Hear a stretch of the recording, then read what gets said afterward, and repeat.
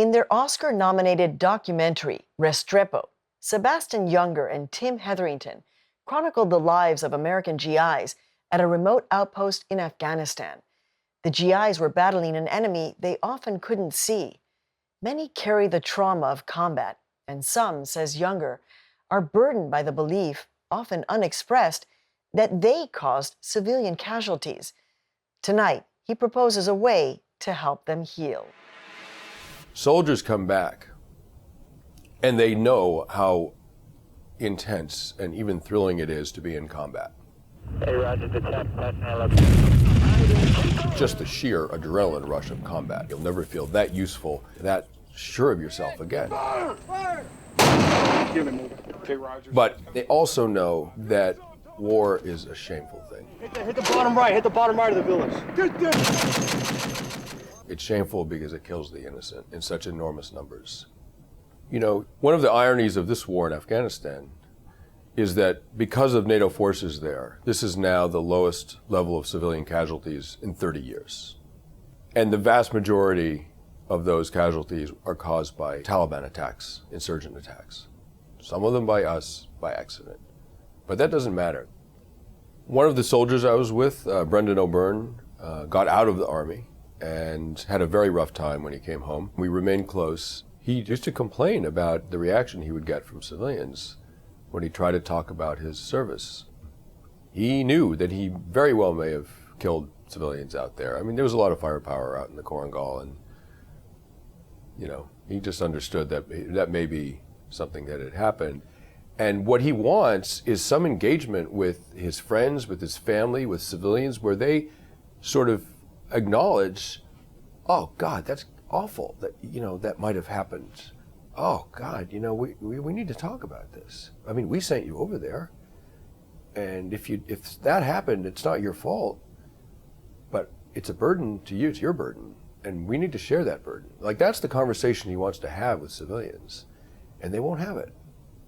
And it leaves him all alone with his troubles. And there's thousands and thousands of soldiers like him who have those same troubles, and they don't know where to turn. I had an idea that might address this problem of soldiers, vets, not having a place to process and grieve the things that they regret, that they worry about from their deployment. I wanted to build a monument in Washington, D.C. to civilian war dead from these wars. This monument wouldn't in any way be some kind of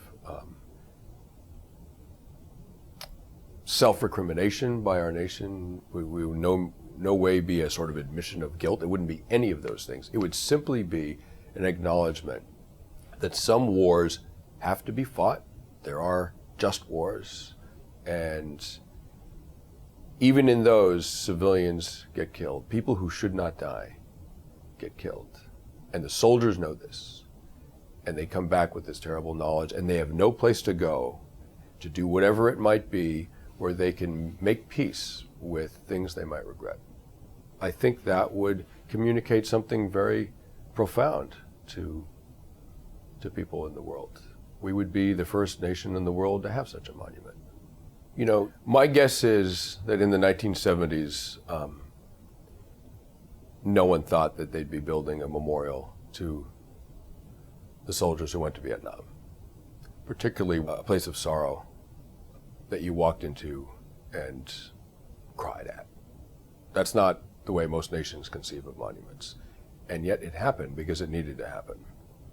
And it ended up being an incredibly therapeutic place. I mean, vets go there, and they put their hands on that piece of granite, and they find the names of their friends, and they cry, and they somehow process these very complicated emotions. We need that. The soldiers need that. They need a place to go. And I think in this country, it needs to happen. It doesn't mean there'll never be war again. It doesn't mean we'll never use our armed forces again. We may need to. But at least we can do that with the understanding of the central tragedy of war.